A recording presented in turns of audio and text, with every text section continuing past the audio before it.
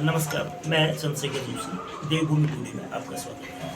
हमारे साथ इस समय पहाड़ी आर्मी संगठन उत्तराखंड के दो वरिष्ठ पदाधिकारी है, संस्थापक अध्यक्ष सतीश रावत जी और महामंत्री ब्रजेश कृष्ण जी। दरअसल जो मसला है उत्तराखंड जब 23 साल पहले नवंबर 2000 में बना था, जिन मसलों को लेकर बना था वो मुद्दे रोजगार के थे, वो पलायन को रोकने के थे। और आज जो मसले हैं और इन मसलों की जो रोजगार, नौकरी, पलायन की रोकथाम के मसले की जड़ में क्या है, और उसमें मूल नागरिकता और भू कानून को वह एक बैरियर माना जा रहा है जो पलायन को बढ़ा रहा है और नौकरियों को रोक रहा है। ये दोनों विषय बहुत संजीदा हैं, लेकिन आम लोग इन विषयों से बहुत ज़्यादा वाकिफ नहीं है। 24 दिसंबर को देहरादून में और 28 जनवरी हल्द्वानी में दो बड़ी रैलियों के जरिए प्रदेश सरकार को और तमाम राजनीतिक दलों को इस मसले पर एक क्लियर कट स्टैंड रखने को तमाम जो संगठन इसके पक्ष में हैं उन्होंने मजबूर किया। बावजूद इसके सियासी दलों में अंतर्विरोध है। उधम सिंह नगर से तिलक राज बेहर जो कांग्रेस के विधायक हैं, उनकी एक अलग आवाज़ है और कांग्रेस भी इसमें अंतर्द्वंद की स्थिति में है। यद्यपि देहरादून और हल्द्वानी की सफलतम रैली के बाद प्रदेश सरकार पुष्कर सिंह धामी जो चंपावत के भी विधायक हैं, उनके नेतृत्व की उत्तराखंड सरकार ने कुछ कोशिशें की हैं, लेकिन क्या वो पर्याप्त हैं? इन दोनों भू कानून और मूल निवास को लेकर क्या उत्तराखंड के नागरिकों पर, उत्तराखंड राज्य पर, उसकी अर्थव्यवस्था पर, उसके रोजगार पर, उसकी जड़ों पर क्या असर पड़ रहा है? ये स्टेट वैसे भी एक बॉर्डर स्टेट है, सीमांत राज्य है, छोटा राज्य है, जहाँ बिजली और पानी के बहुतायत है, लेकिन लोग बड़ी संख्या में गांव ही नहीं छोटे कस्बों को भी छोड़ के जा रहे हैं। तो हम बात करते हैं इस समय श्री रावत जी और ब्रजेश जी, तो आखिर ऐसी नौबत क्या आ गई कि उत्तराखंड बनने के 23 साल बाद और देश के संविधान के लागू होने के 73 साल बाद ये स्थिति आ रही है कि ये आवाज़ उठानी पड़ी? ये ऐसा अचानक क्या हुआ? देखिए, बहुत अगर बात करें, अचानक नहीं हुआ है। ये हमें जो महसूस हो रहा है आज की डेट में, ये सोची हुई चाल है। हमें महसूस होता है कुछ नेताओं और कुछ अधिकारियों को ट्रैप कर लिया गया है।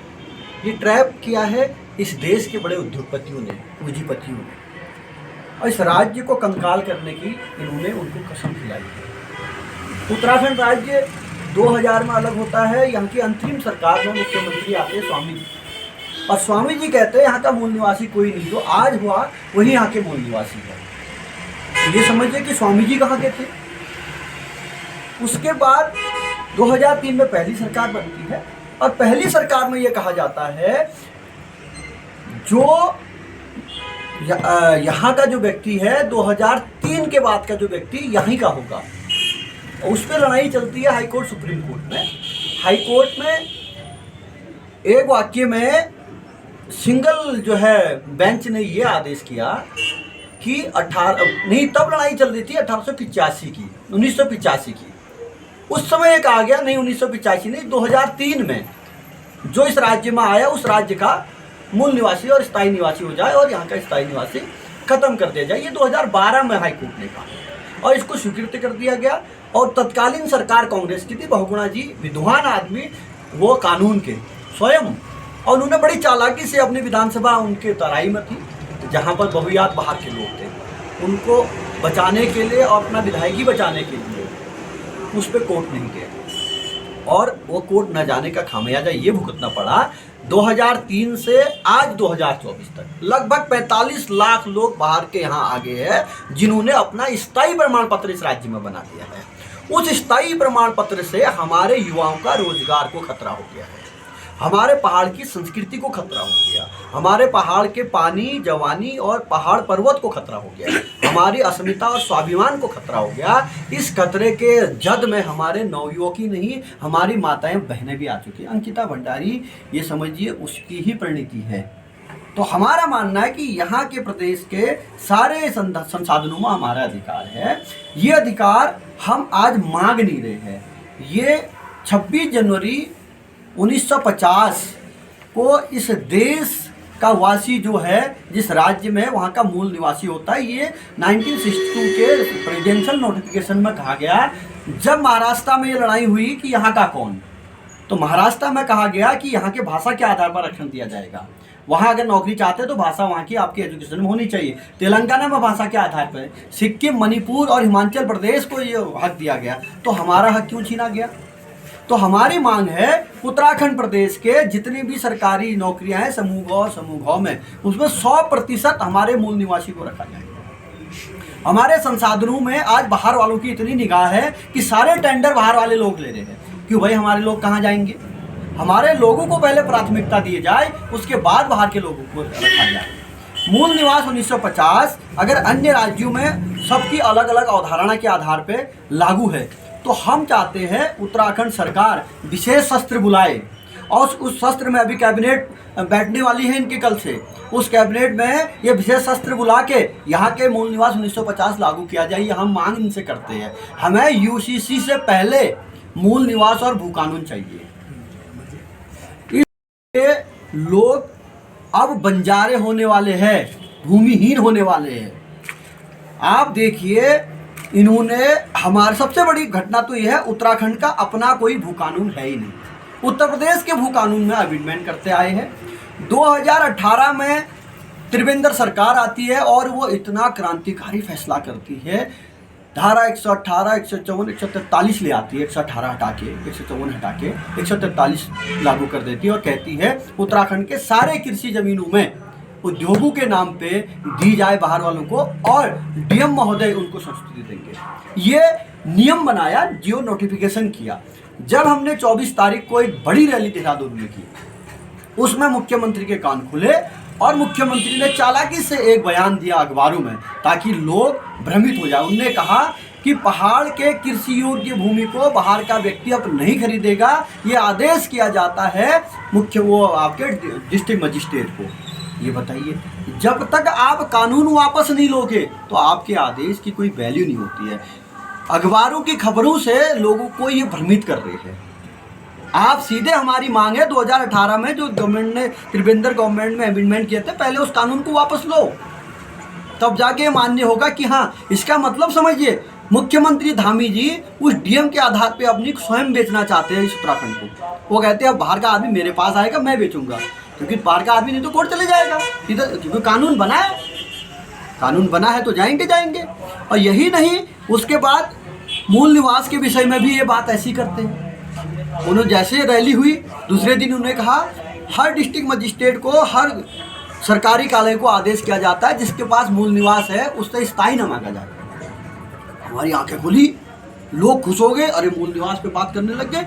और हमारी आंखें खुली, अरे इन्होंने क्या कर दिया, ये हथौड़ा मार दिया हमारे ऊपर। इनने कह दिया बाहर का जो मूल निवासी, बाहर का जो स्थायी निवासी है और हमारा मूल निवासी बराबर हो गया। हम ये नहीं चाहते हैं। हम चाहते हैं हमारे अधिकार, मूल निवासियों के अधिकार हमें चाहिए। और ये लड़ाई हम अभी लड़ रहे हैं। हमने देहरादून में संघर्ष किया, हमने हल्द्वानी में संघर्ष किया, हमने बागेश्वर में भू कानून की चिता जलाई और स्थायी निवास प्रमाण को बहाया वहाँ पर। हमने विज्ञासन में रैली निकाली। अभी कल जो है हमारे इधर क्या कहते हैं, ऋषिकेश में रैली है। उसके बाद हमारे टिहरी और सियालदे में रैली है। ये आक्रोश अब जन जन तक पहुँच रहा है। रावत साहब, जो देहरादून और हल्द्वानी की रैली तो हो गई। अब आज 3 फरवरी को कैबिनेट की बैठक है। सोमवार 5 फरवरी से विधानसभा का सत्र। ऐसी उम्मीद है कि 6 फरवरी को यूसीसी लाया जाएगा, उस पर चर्चा होगी, हो सकता है वो विधानसभा में पास हो जाए। तो क्या आप जिस भू कानून की बात कर रहे हैं, मूल निवास की बात कर रहे हैं, तो उसको लेकर सरकार इस सत्र में या विपक्ष के लोग इस मसले को आगे उठाएंगे? अगर आपकी विपक्ष से कोई बातचीत हो या राजनीतिक दलों से कोई बातचीत? देखिए, हम तो आपसे सीधे कहना चाहते हैं, इस प्रदेश को आज यहाँ तक लाने वाले सभी पार्टियां हैं। विपक्ष के लोग क्या सत्ता में नहीं आए? हम आज बात कर रहे हैं बाहरी और अंदरी की। लड़ाई बात कर रहे हैं कि हमारा पहाड़ खत्म हो जाएगा, बाहर का अंदर यहाँ आ जाएगा। तो क्या सत्ता में कांग्रेस नहीं रही? कांग्रेस ने भी वही काम किया जो ये कर रहे हैं।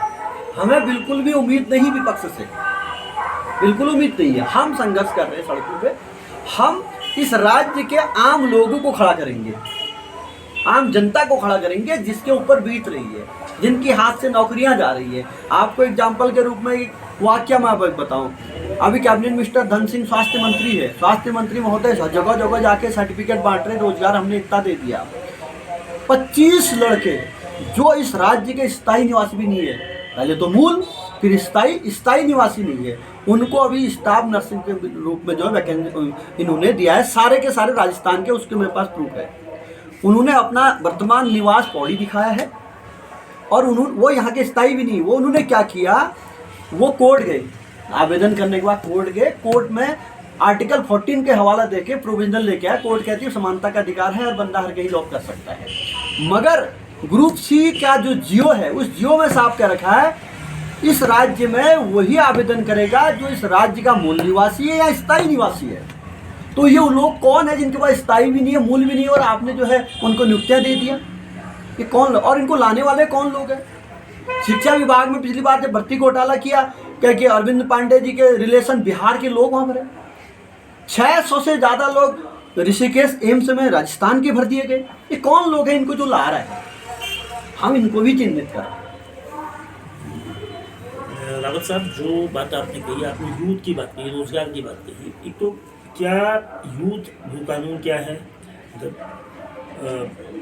मूल नागरिकता क्या है, मूल निवास और स्थायी नागरिकता के फर्क को जानता है। भू कानून कब से लागू होना चाहिए, वह हिमाचल में लागू है, नॉर्थ ईस्ट में लागू है। 371 आर्टिकल की बात होती है कि वो यहाँ अप्लाई हो या कोई कानून बने।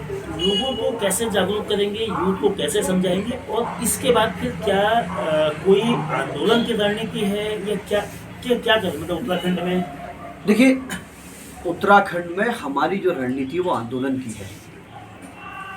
ये उत्तराखंड वो भूमि है जहाँ इस देश के सबसे बड़ा आंदोलन हुआ राज्य बनाने के लिए। 1957 से लड़ाई स्टार्ट हुई, तब जाके 2000 सन में उत्तराखंड बना। हमारे वो लोग जो उत्तराखंड आंदोलन में बलात्कार हुआ हमारे लोगों के साथ, गोली मारी गई हमारे लोगों के साथ, वो लोगों की आत्माएं आज भी विचलित है कि कैसे लोग हमारा किरण यहाँ कर रहे हैं, इस धरती का कर रहे हैं जिस धरती के लिए हमने जान दी। तो हम उनके सपनों के लिए इस राज्य के प्रत्येक युवाओं को जगाएंगे जिनका हक मारा जा रहा है, प्रत्येक महिलाओं को जगाएंगे जिसके ऊपर बाहर वालों की गंदी नज़र है। इस राज्य में ये जल जंगल जमीन हमारी है, इसको लूटने के लिए जो बाहर की बड़ी बड़ी कंपनियों को ठेका दिया जा रहा है। हमें ज़रूरत नहीं ऐसे विकास की जो विनाश लेके आए। तो इसके लिए, और हमें बहुत अच्छा लग रहा है कि इस राज्य का युवा आज 24 साल के बाद जगने लगा है।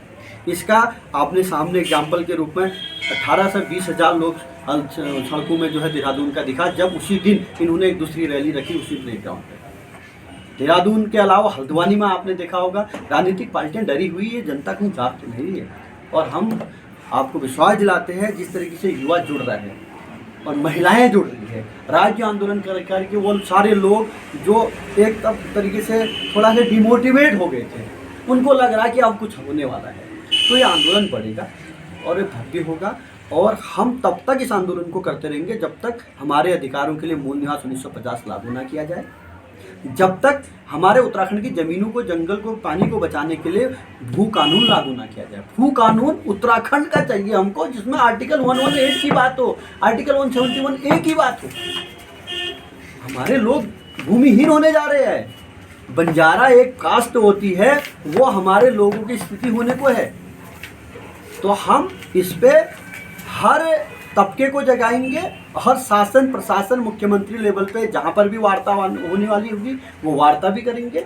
आपको बता दें, ये हम लोगों के आंदोलन को तोड़ने के लिए इनके प्रदेश अध्यक्ष ने हमें बहुत गलत शब्द गए हैं। उनने कहा ये माओवादी लोग हैं, ये अलगाववादी लोग हैं। भाई हम बता दें, हम पहाड़वादी लोग हैं, हम पहाड़ प्रेमी लोग हैं। हम अलगाववादी, माओवादी अगर आपको महसूस होते हैं हम विकास की बात कर रहे हैं, वो आपकी सोच है, और हमें ये भी महसूस होने लगेगा तो फिर आप पहाड़वादी नहीं है। आप अलगाववादी है, आप अलग कुछ करना चाह रहे हैं, हमको हटा। बहुत धन्यवाद रावत जी और बिष्ट जी। उम्मीद करते हैं कि जो भूमि कानून है और मूल निवास का मसला है, ये किस मुकाम तक पहुंचेगा ये तो आने वाला समय बताएगा, लेकिन इसको लेकर लोगों में जनचेतना जरूर जगेगी और सरकार भी कोई ऐसा निर्णय लेगी जो प्रदेश के हक और उसके हित में